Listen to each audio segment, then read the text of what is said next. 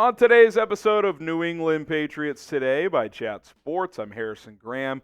We're going to dive into our 5-step plan to turn around the New England Patriots. Lots of moving parts here, so stick with us here as myself and Rolly will guide you through this train of magic to get the Patriots back on track. But before any of that, got to subscribe to the channel. We're almost at 7,000 subs. I think we're like just over 100 away.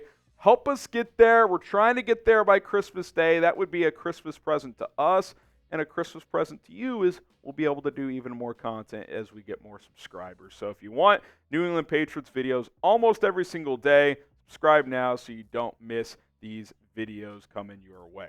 Okay, number one, trade Bill Belichick. And look, the crux of this is to move on from Bill Belichick, but if you can actually get something in return for him, which is kind of a new development in the NFL, which started with Sean Payton last year, then I think that's a huge opportunity for the New England Patriots. Now, I'm not convinced you're going to get what New Orleans got for Sean Payton, but there has been some buzz around a few teams. The Los Angeles Chargers, the Carolina Panthers, and the Washington Commanders, Rolly, 3 teams that could be interested in Bill Belichick's services. Now, obviously, a lot of New England Patriots fans, if they're going to want to trade Bill Belichick, are going to want a first-round pick in return.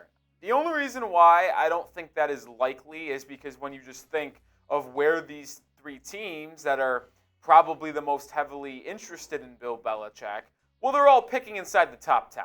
And as good as Belichick is, he's probably not worth the top 10 pick. So when you think of what New England could actually get back for Bill Belichick, I think maybe a second-round pick is more likely. Or if a team does come calling for Belichick and they're moving on from a coach and have an extra first-round pick in the late 20s maybe, then you could get a first-round pick. I don't see him going for a top 10, but these 3 teams I think are the most interested in Belichick and make the most sense because they'd be also willing to give him team control as well, which obviously Belichick's had in New England for a very long time. So I think it might be a real scenario. One of these 3 teams comes calling for Belichick. Yeah, I definitely think that teams are going to be interested in, the key is, what the value is. And also from New England side is like, if you've completely moved on, then it does potentially hurt, like how much you could get back. But again, like if you can get a second, a third, like I think that's a win, especially considering both sides are probably ready for a fresh start anyway.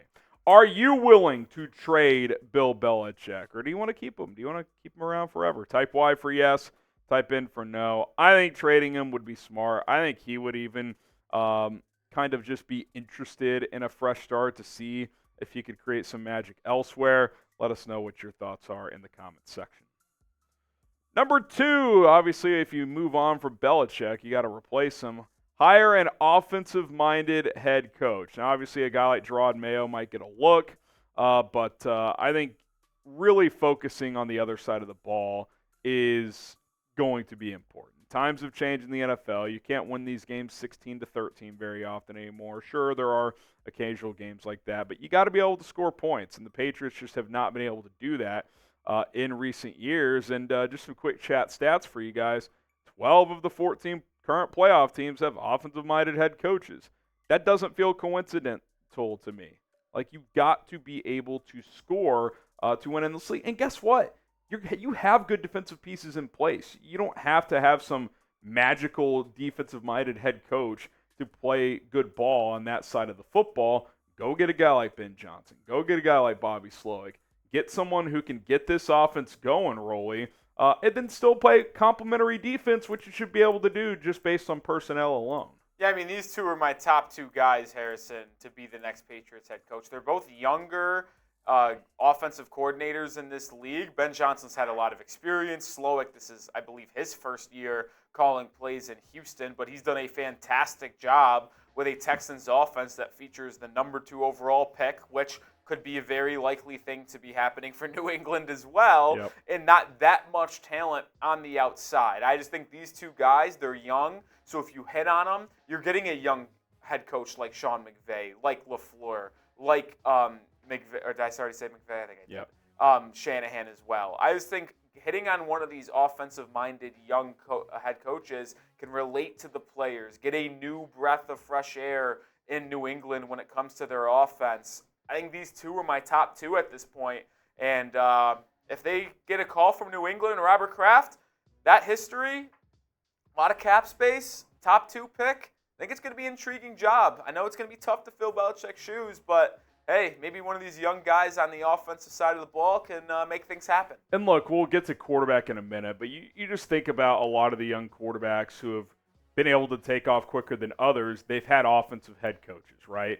You look at a guy like Joe Burrow with Zach Taylor. They kind of helped each other out. Zach Taylor was considered on the hot seat right around when Burrow got there, and, well, he was able to kind of be considered one of the best coaches in the NFL because that pairing came together so quickly. Jalen Hurts, with a guy like Nick Sirianni, was able to take the next step in his career. Justin Herbert, while he's been good, I think he's probably been held back a little bit because he had a guy like Brandon Staley as his head coach. You wonder what a guy like Justin Fields could have been like in this league if he had a smart offensive head coach.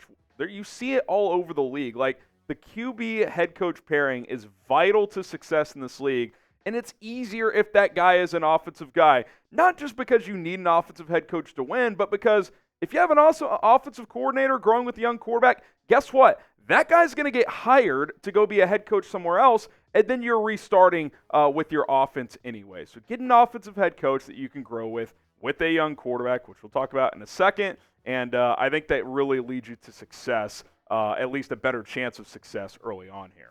Okay, number 3, resign key players. Yes, even a 3-win team has players that are going to hit free agency that you should consider bringing back. A guy like Kyle Duggar, Rolly and I have pushed for him as a player that should return. I think a Josh Uche is a player I'd like to bring back. You might even get him cheaper than expected because he hasn't had a great year this year. I'd even bring back a Hunter Henry, like a young quarterback.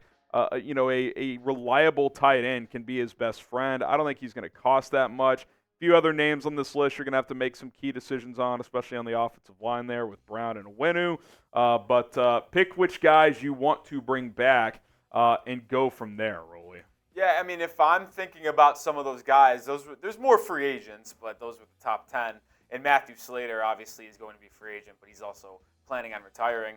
Personally, I'd like to see Duggar return. I think he's one of the top young safeties in our league, and Patriots players on this team have high respect for him right now. I'd like to bring Duggar back and have him be a focal point of that secondary. I'd bring Josh Uche back. I don't think I'm giving him a big deal, but maybe 1 or 2 years, $8 million per. I mean, he's very up and down. He had that great year last season, been spotty this year. Can he make an impact on a 1 or 2 year deal coming back? I'd also like to bring Anfernee Jennings back for a year. He's been phenomenal in Matthew Judon's absence. He's been able to stop the run and force a little bit of pressure as well. I'd like to bring him back.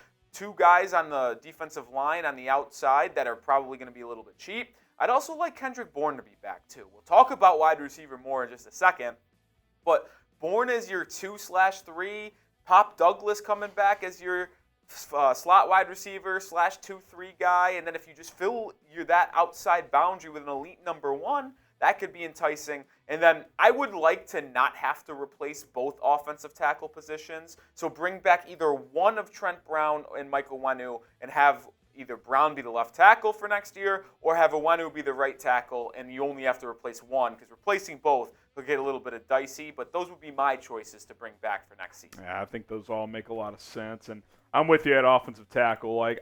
Neither of those guys are great, but replacing both tackles in one offseason when you're probably going to draft a quarterback at the top of the draft, it just, even with the cap space New England has, that becomes pretty difficult to fill all these holes. What players do you want to re-sign this offseason? Drop a few names in the comments of this video and let Rolly and I know. Okay, number 4 here, spend in free agency and spend on offense. Now, obviously, you want to be somewhat selective in free agency.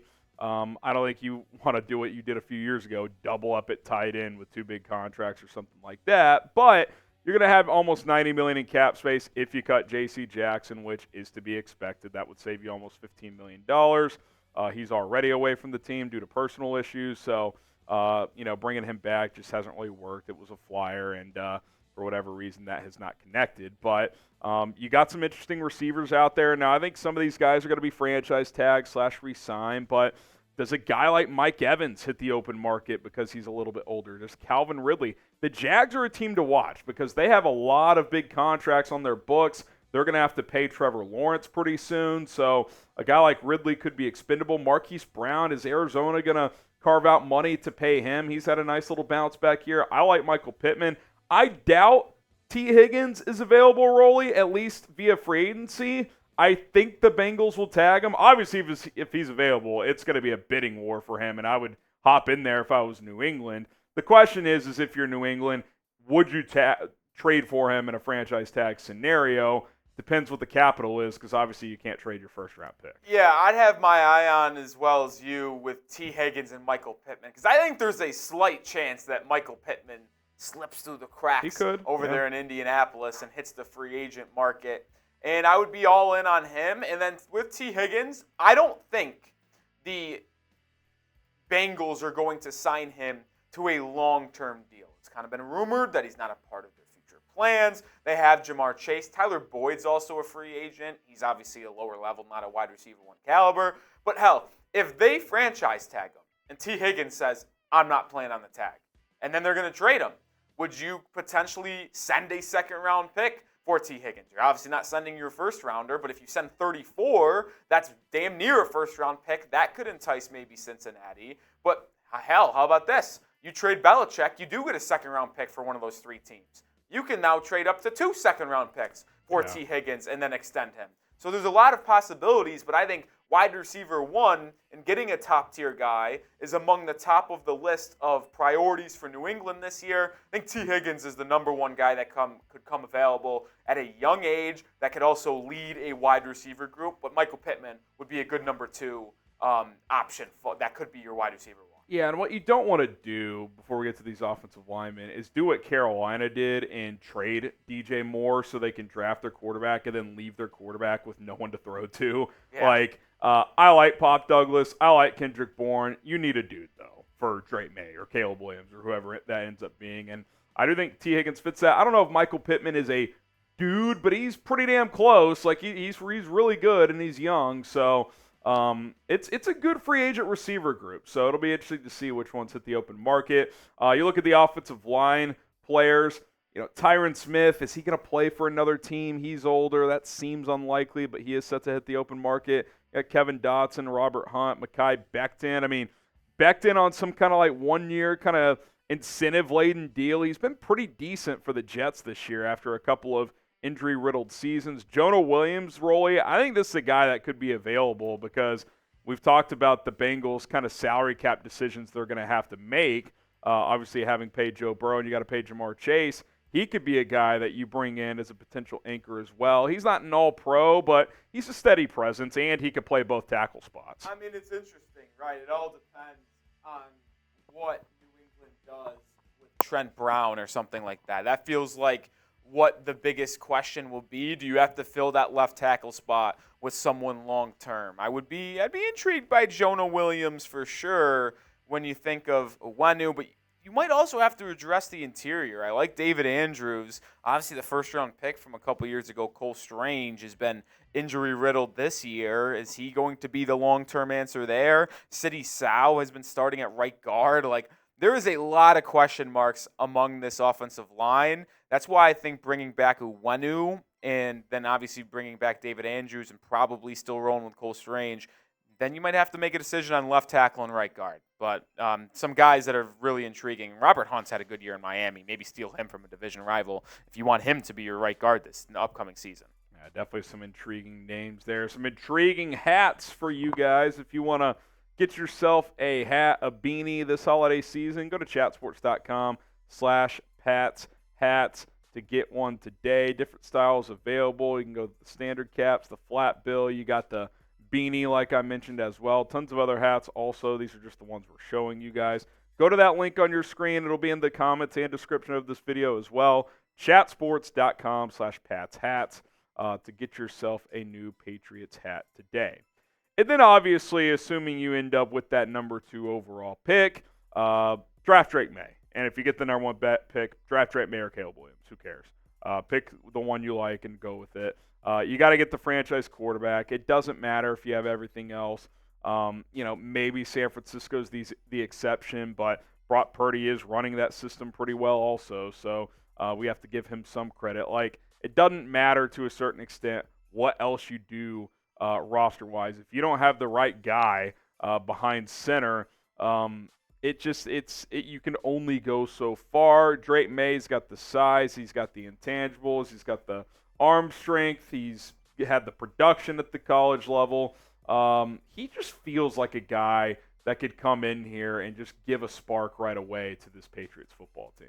Yeah, and the idea is, right, with that top 2 selection, you can do what the Texans did a little bit. And they didn't really spend that much on their offense and get too many flashy weapons for C.J. Stroud. But you upgrade the offensive line through free agency. You get better weapons on the perimeter for Drake May. The running backs are fine. If you want to bring back Zeke and just run back Ramondre and Zeke, that's fine by me. But you get a better O-line. You get better structure there. You get a flashy number 1 guy to go alongside maybe with a Kendrick Bourne and Pop Douglas in the slot. Maybe you bring back one of Henry or Gesicki as well at tight end.